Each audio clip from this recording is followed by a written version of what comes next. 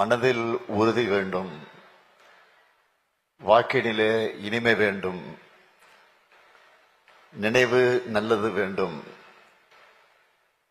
நெருங்கின பொருள் கைப்பட வேண்டும், கனவு மெய்ப்பட வேண்டும், கைவசமாவது விரைவில் வேண்டும்னு இப்படி நமக்கு தேவையான கவிதையை எப்பவோ எழுதிட்டார் மகாகவி பாரதியார் அவர்கள். இதே கவிதையில தான்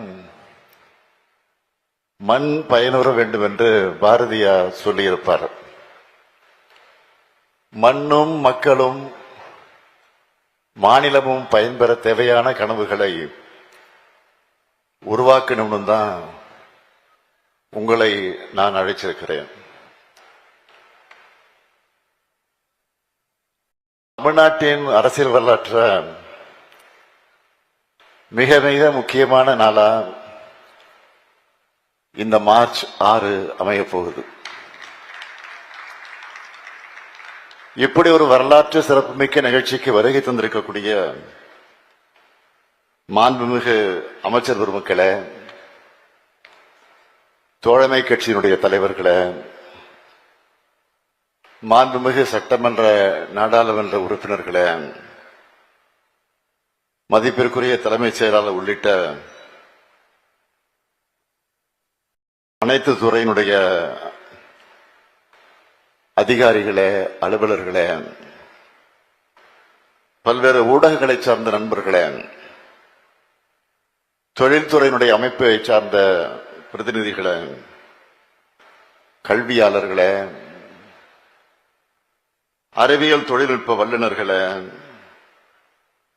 தமிழ்நாட்டின் கலை பண்பாட்டு இலக்கிய ஆளுமைகளே, காலநிலை செயற்பாட்டாளர்களே, என் பேரன்பிற்குரிய மாணவ மாணவியர்களே, இந்த அரங்கத்தில் இருப்பவர்கள் மட்டுமல்ல, அனைத்து மாவட்டங்களிலிருந்தும் வீடியோ கான்பரன்ஸ் மூலமாக இந்த நிகழ்ச்சியில் கலந்து கொண்டிருக்கக்கூடிய நண்பர்களே, மக்கள் பிரதிநிதிகளுக்கும் மாவட்ட ஆட்சியர் உள்ளிட்ட அனைவருக்கும் எனது அன்பான வணக்கம். இந்த நிகழ்ச்சியை லைவ்ல பார்த்துட்டு இருக்கக்கூடிய லட்சக்கணக்கான என் அன்புக்குரிய தமிழ்நாட்டு மக்களுக்கும் வணக்கம். உங்க ஒவ்வொருத்தரையும் தனி மனிதர்களாக நாம் பார்க்கல, உங்க எல்லோரையும் தமிழ்நாட்டின் பிரதிநிதிகளாக பார்க்கிறேன். அந்த பெரும் நம்பிக்கையோடு தான் உங்களுக்கு அழைப்பு விடுத்து வர வைத்திருக்கிறோம். எங்களுடைய அழைப்பை ஏற்று வந்திருக்கக்கூடிய அனைவருக்கும் முதல்ல என்னுடைய நன்றியை நான் தெரிவித்துக் கொள்கிறேன். தமிழ்நாட்டு வரலாற்றிலேயே இன்றைய நிகழ்ச்சி போல என்றைக்கும் நடந்திருக்காது. கடந்த காலத்தையும் நிகழ்காலத்தையும் மட்டுமல்ல, எதிர்கால தமிழ்நாட்டையும் மனசுல வச்சு இந்த தமிழ்நாடு 2030 கனவுகள் மெய்ப்படும் நிகழ்ச்சியை உருவாக்கி இருக்கிறோம். கடந்த 5 ஆண்டுகள்ல நம்முடைய திராவிட மாடல் அரசு ஒவ்வொரு துறையிலும் அர்ப்பணிப்பு உணர்வோட ஆற்றின மகத்தான பணிகளை, அளப்பரிய சாதனைகளை சுருக்கமாக ஆனால் மிக தெளிவாக இந்த நிகழ்ச்சியோட தொடக்கத்திலிருந்து நம்முடைய மாண்புமிகு அமைச்சர் பெருமக்கள் சிலர் எடுத்து சொல்லி இருக்கிறாங்க. அவங்களுக்கெல்லாம் என்னுடைய வாழ்த்துக்களையும் பாராட்டுக்களையும் நான் தெரிவித்துக் கொள்கிறேன். நேரத்தின் நெருக்கடி காரணமாக அவங்க சுருக்கமாக பேசினாங்க. இன்னும் சில அமைச்சர்களும் பேசுறதுக்கு நேரம் இடம் கொடுக்கல. நம்ம அவ்வளவு காரியங்களை நிறைய செஞ்சிருக்கிறோம். எல்லாவற்றையும் இந்த நிகழ்ச்சியில சொல்ல முடியாத அளவுக்கு மலையளவு சாதனைகளை வச்சிருக்கிறோம். ஒவ்வொரு துறையிலும் அமைச்சர் பெருமக்கள், துறையினுடைய அதிகாரிகள், கடல்நிலை அரசு ஊழியர்கள் வர அரசு திட்டங்களை சிறப்பாக செயல்படுத்தி அதன் பயன்களை மக்களுக்கு கொண்டு சேர்ப்பதில் காட்டி வரக்கூடிய அர்ப்பணிப்பு உணர்வும் அயராத உழைப்பும் நிர்வாக திறனும் தமிழ்நாட்டை அடுத்த கட்ட வளர்ச்சிக்கு உயர்த்தி இருக்கு. கடந்த 5 ஆண்டுகள்ல மக்கள் அடைஞ்சிருக்கக்கூடிய மகிழ்ச்சி தான் நான் மகிழ்ச்சியாக இருப்பதற்கு காரணம். சொன்னதை மட்டுமல்ல, சொல்லாத பல முத்திரை திட்டங்களையும் செயல்படுத்தி இருக்கிறோம். ஆட்சிக்கு வரும்போது இவ்வளவு திட்டங்களை நம்மால் நிறைவேற்ற முடியுமா என்ற ஏக்கம் எனக்கு இருந்துச்சு. ஆனால் அத்தனை திட்டங்களையும் நிறைவேற்றி காட்டணும் என்ற கனவும் எனக்கு இருந்துச்சு. கடந்த 5 ஆண்டுகளுக்கான என்னுடைய கனவுகள்ல பெரும்பாலும் நிறைவேற்றி விட்டோம் என்ற மூலமாக, இந்த நிகழ்ச்சி மூலமாக அறிவிக்கிறதுல நான் மிகுந்த மகிழ்ச்சி அடைகிறேன். நாங்க ஆட்சியில பண்ண திட்டங்கள்ல எந்த திட்டம் சிறப்பானது என்று என்னை கேட்டா எல்லா திட்டங்களும் சிறப்பானதுதான் சொல்லுவேன். ஏன்னா ஒவ்வொரு திட்டத்தையும் தேவைக்கேற்ப மக்களுக்காக யோசிச்சு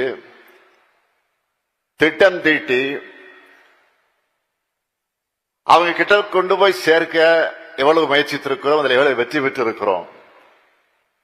அதனால்தான் நான் அடிக்கடி சொல்வேன், நம்ம திட்டங்களால பயனடையாத குடும்பங்களை தமிழ்நாட்டில் இல்லைன்னு சொல்லக்கூடிய அளவுக்கு ஒவ்வொரு தரப்புக்கும் பார்த்து பார்த்து செஞ்சிருக்கிறோம்.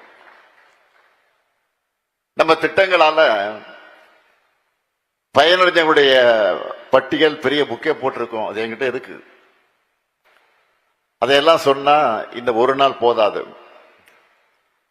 இந்த திட்டங்கள் எல்லாம் போதுமான என்கிட்ட கேட்டா போதாது. இன்னும் நிறைய சாதனைகளை செஞ்சிருக்கணும், செஞ்சிருக்கலாம். அரசியல் ரீதியாக சில நெருக்கடிகள், நிதி நெருக்கடிகள், இப்படி நிறைய முட்டுக்கட்டைகள்.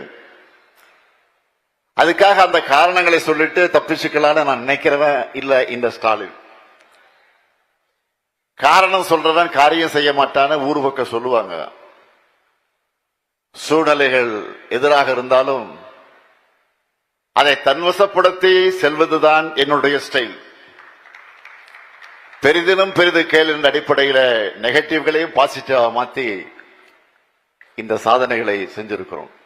இதுதான் திராவிட மாடலின் ஸ்டைல். அதுக்காக இதுவே போதும்னு திருப்தி அடைய மாட்டோம். உழைக்கும் வரை உதிக்கும் ஞாயிறுன்னு முத்தமிழறிஞர் கலைஞர் சொல்வார்.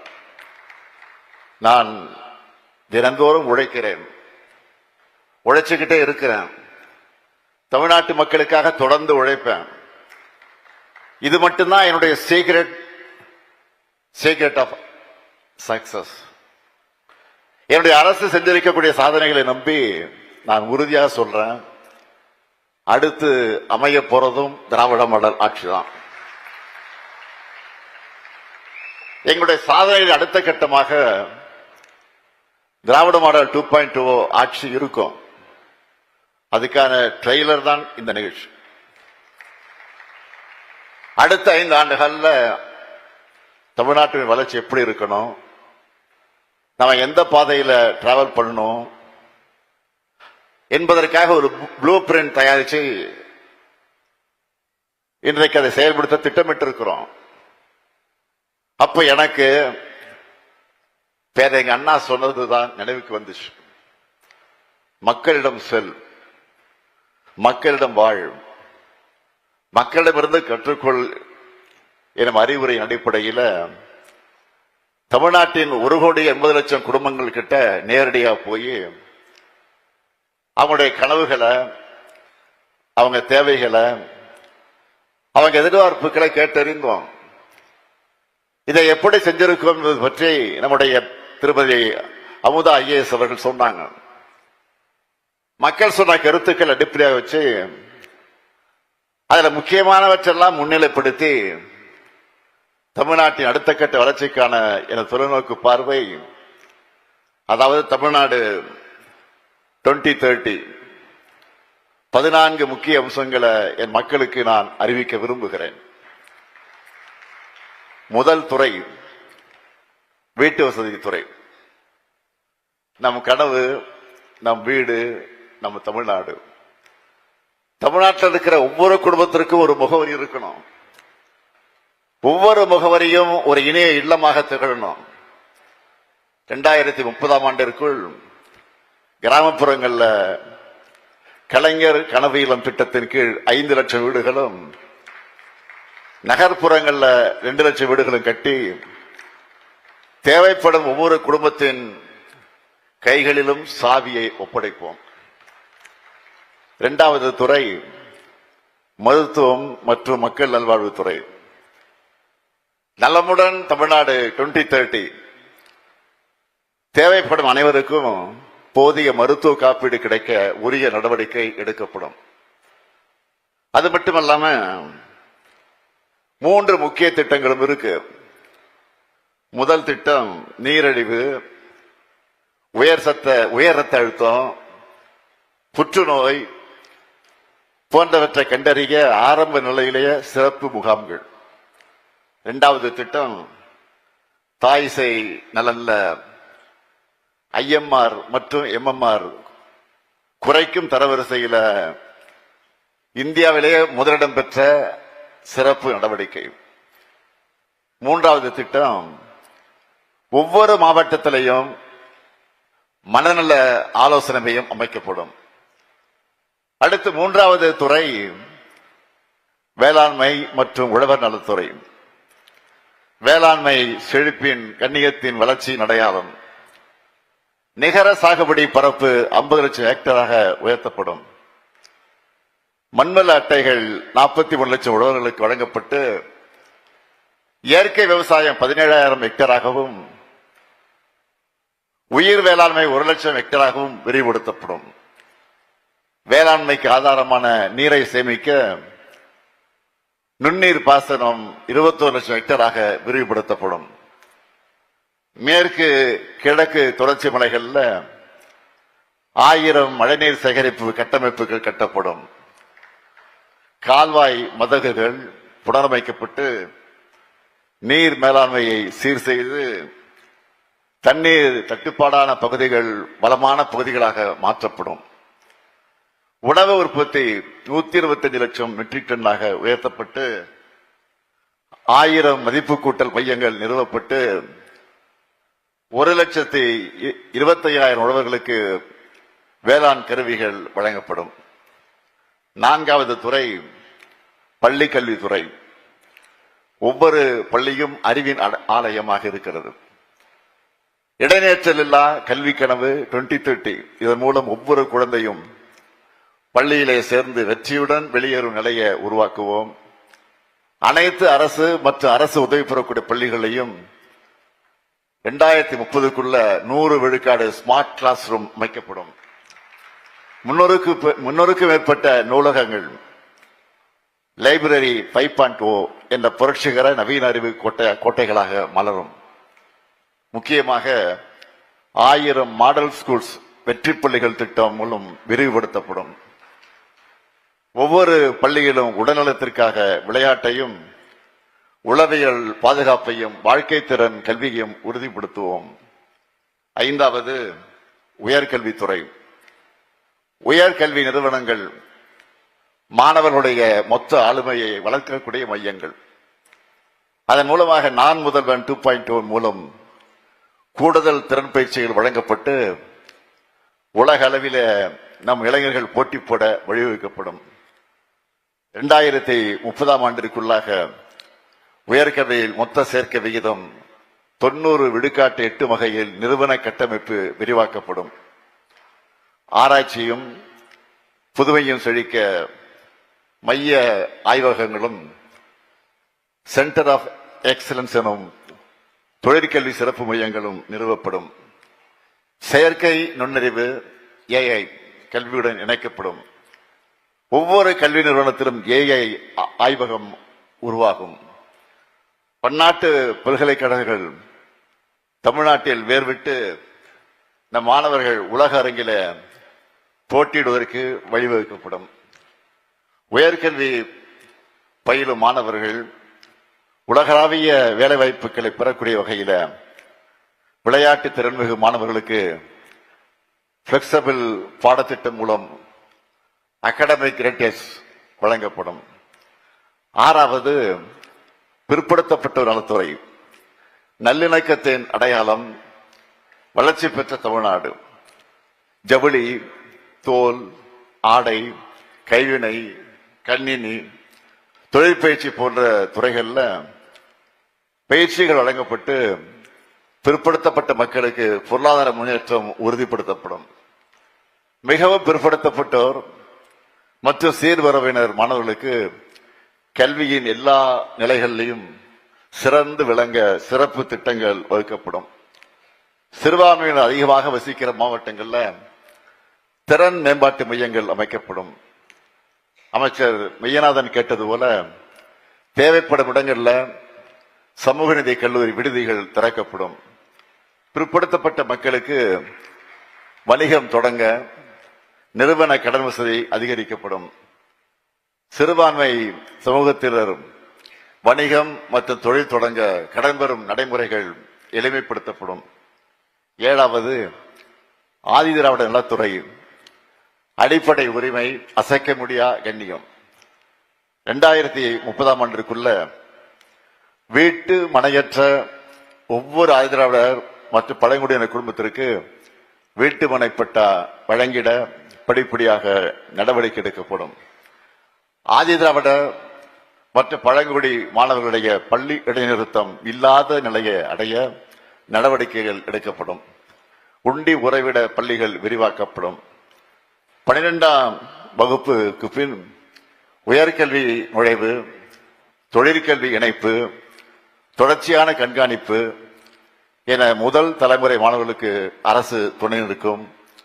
பெரும் வரவேற்பை பெற்றிருக்கக்கூடிய அண்ணல் அம்பேத்கர் அயலக உயர்கல்வி திட்டம் விரிவுபடுத்தப்படும். ஆதிதிராவிட மற்ற பழங்குடியின பெண்களுக்கான தொழில் வாய்ப்புகளை பெருக்குவதற்கான திட்டங்களும் விரிவுபடுத்தப்படும். 8வதாக ஊரக வளர்ச்சித்துறை. கிராமங்களை பொருளாதார வளர்ச்சி மையங்களாக மாற்றுவோம்.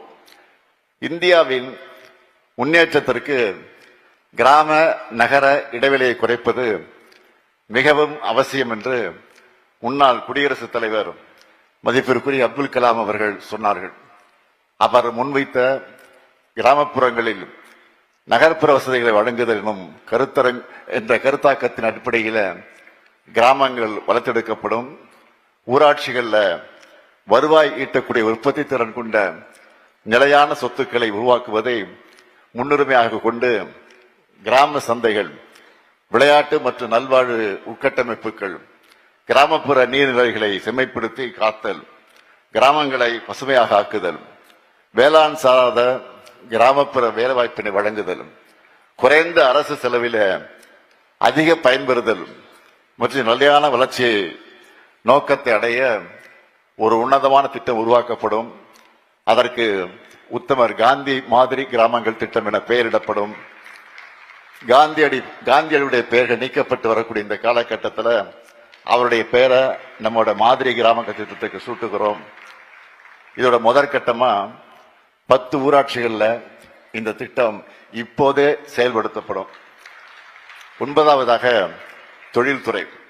தமிழ்நாடு இந்தியாவினுடைய பொருளாதார வல்லரசாக இருக்கிறது. அதற்கு எங்க இலக்கு 18 லட்சம் கோடி ரூபாய் முதலீடு, 50 லட்சம் இளைஞர்களுக்கு வேலை வாய்ப்புகள், தமிழ்நாட்டின் ஏற்றுமதி $120 பில்லியன் உயர்ந்து உலக வணிக வரைபடத்தில் தமிழ்நாடு இடம் பிடிக்கும். மேக் இன் இந்தியா தமிழ்நாடு ஒவ்வொரு மாவட்டத்திலும் உயிர் வர மாவட்டந்தோறும் நவீன தொழில் பூங்கா, ஒரு சிறப்பு தொழில் தொகுப்பு, பொது வசதி மையம் ஆகியவை அமைக்கப்படும். மின்னணுவியல் துறையில மதிப்பு கூட்டல் 5 மடங்காக அதிகரிக்கப்படும். ஐடி ஏற்றுமதி 2.5 லட்சம் கோடியிலிருந்து 6 லட்சம் கோடி ரூபாயாக 2 மடங்கு ஆக்கப்படும். ஐடி துறையில் மட்டும் 2 லட்சம் புதிய வேலைவாய்ப்புகள் உருவாக்கப்படும். ஜவுளி தொழில்களும் நவீனமயமாக்கப்பட்டு திருப்பூர், கரூரிலே 35,000 தொழிலாளர்களுக்கு வாழ்வாதாரம் உறுதிப்படுத்தப்படும். தமிழ் மொழிக்கென்று ஒரு லார்ஜ் லாங்குவேஜ் இருக்கு பாருங்க, ஒரு லாங் லாங்குவேஜ், அது போன்ற ஒரு மாடல் உருவாக்கப்படும். 10வது கால்நடை பால்வளம் மற்றும் மீன்வளத்துறை. நம்முடைய உயிர்வளம் காப்போம். அவை அலைகளோடு போராடி வாழக்கூடிய 10 லட்சத்திற்கும் மேற்பட்ட மீனவர் குடும்பங்களை வாழ்வாதாரம் மேம்படுத்தப்படும். கடல் கூண்டு மீன் வளர்ப்பை ஊக்குவித்து உற்பத்தியை 200 டன்னிலிருந்து 400 டன்னாக உயர்த்துவோம். மீனவ மகளிருக்காக கடல் பாசி சாகுபடியை 15,000 டன்னிலிருந்து 30,000 டன்னாக வளர்ப்போம். உள்நாட்டு மீன் உற்பத்தியை 2.67 லட்சம் டன்னாக உயர்த்துவோம். மீன் விதை உற்பத்தியை 100 கோடியிலிருந்து 200 கோடியாக இரட்டடிப்பாக்கி புதிய அரசு மீன் பண்ணைகளை நிறுவுவோம். கால்நடை எண்ணிக்கையை 2030 ஆண்டிற்குள்ளாக 3 கோடியாக உயர்த்தி விவசாயிகளுடைய வாழ்வாதாரத்தை உறுதிப்படுத்துவோம். தீவன பஞ்சம் இனி தமிழ்நாட்டில் இல்லை என 1 லட்சம் ஏக்கரில் தீவன பயிர் சாகுபடி செய்யப்படும். தற்போது தினமும் 3 கோடி லிட்டர் பால் உற்பத்தி செய்ய தமிழ்நாட்டை 2030க்குள்ள 4.5 கோடி லிட்டராக உயர்த்தும் இலக்கோடு முன்னேறுவோம். 11வது நகராட்சி நிர்வாகத்துறை உட்கட்டமைப்பில உலகளவில் உயரக்கூடிய நம் நகரங்கள், அதன் அடிப்படையில் கம்ப்ளீட் ஸ்ட்ரீட்ஸ், அதாவது நடைபாதை, பச்சை மரங்கள், எழிலான சாலைகள் நகரங்கள்ல உருவாக்கப்படும். 2030 ஆண்டில் தமிழ்நாட்டின் நகர்ப்பகுதிகளில் 20 விழுக்காடு பசுமை பகுதிகள், பூங்காக்கள் இருக்க நடவடிக்கை எடுக்கப்படும். கழிவு நீர் முழுமையாக சேகரிக்கப்பட்டு சுத்திகரிக்கப்பட்டு 30 விழுக்காடு மறு சுழற்சி செய்யப்படும். திடக்கழிவு மேலாண்மையில புதிய மாற்றங்கள் செய்யப்படும். 2030 ஆண்டில் நகராட்சி மற்றும் மாநகராட்சிகளில் முழுமையான மழைநீர் வடிகால் அமைப்புக்கு ஏற்படுத்தப்பட்டு நகர்ப்புற நிலங்களில் குறைந்தது 3 விழுக்காடு ஸ்பாஞ்ச் சிட்டி உட்கட்டமைப்பாக மாற்றப்படும். சென்னை மற்ற அனைத்து மாநகராட்சிகளிலும் நவீன கலாச்சார மையங்கள் அமைக்கப்படும். 12வதாக MSME துறை 40,50,000 பதிவு பெற்ற MSME நிறுவனங்களுடன் நம் நாட்டில் 3வது இடம் வகிக்கக்கூடிய தமிழ்நாடு வரும் 2030 ஆண்டில் முதலிடத்தை பிடிக்க நடவடிக்கைகள் எடுக்கப்படும். 2030 ஆண்டில் இந்த துறை சார்பாக 5 சிறப்பு தொழில் குழுமங்கள் அமைக்கப்படும். குறிப்பா உணவு பதப்படுத்துதல், தேங்காய் நார் உற்பத்தி பொருட்கள் போன்ற வேளாண்மை சார்ந்த தொழில்களுக்கு முன்னுரிமை அளிக்கப்படும். வெளிநாட்டு வர்த்தக கண்காட்சிகளில் நம் MSME நிறுவனங்கள் பங்கேற்பதற்கு வழிவகைகள் செய்யப்படும். ஆண்டுதோறும் MSME நிறுவனங்களின் ஒரு மாபெரும் பன்னாட்டு தொழில் கண்காட்சி நடத்தப்படும். 13வதாக நெடுஞ்சாலைத்துறை நவீன சாலை தொழில்நுட்பம், AI கண்காணிப்பு, இன்டெலிஜென்ட் டிரான்ஸ்போர்ட் அந்த சிஸ்டம் ஆகியவற்றால் நம் பாலங்கள், சாலைகளின் ஆயுட்காலம் நீட்டிக்கப்படும், விபத்துக்கள் குறைக்கப்படும். கோவில் நகரங்களுக்கும் கடலோர சுற்றுலா தலங்களுக்கும் செல்லக்கூடிய சாலைகள் மேம்படுத்தப்பட்டு உலக சுற்றுலா பயணிகளை வரவேற்கும் தரத்தில் அமைக்கப்படும். 14வது கைத்தறி மற்றும் ஜவுளித்துறை நெசவாளர்களின் வாழ்வாதாரத்தை மேம்படுத்த அவர்களுக்கு புதிய தொழில்நுட்பங்களை அறிமுகப்படுத்தி உற்பத்தியை பன்மடங்காக்கி அவற்றை ஏற்றுமதி செய்வதற்கான அனைத்து வாய்ப்புகளும் ஏற்படுத்தி தரப்படும். GI பதிவு பெற்ற தமிழ்நாட்டின் கைத்தறி வகைகள் தேசிய மற்றும் சர்வதேச கண்காட்சிகளில் பெருமையுடன் காட்சிப்படுத்தப்படும். இவை மட்டுமல்ல, இன்னும் பல துறைகள்ல எனக்கு பல கனவுகள் இருக்கு. தமிழ்நாட்டுக்கான எனது மாபெரும் தமிழ் கனவு என்ன தெரியுமா? நம்ம நாடே சமத்துவபூர்வமாக ஆகணும். எங்கும் சமூக நீதி ஒழிக்கணும், ஓங்கணும். எல்லா மாநிலங்களும் சுயாட்சி பெறணும். எல்லாருக்கும் எல்லாம் கிடைக்கணும்.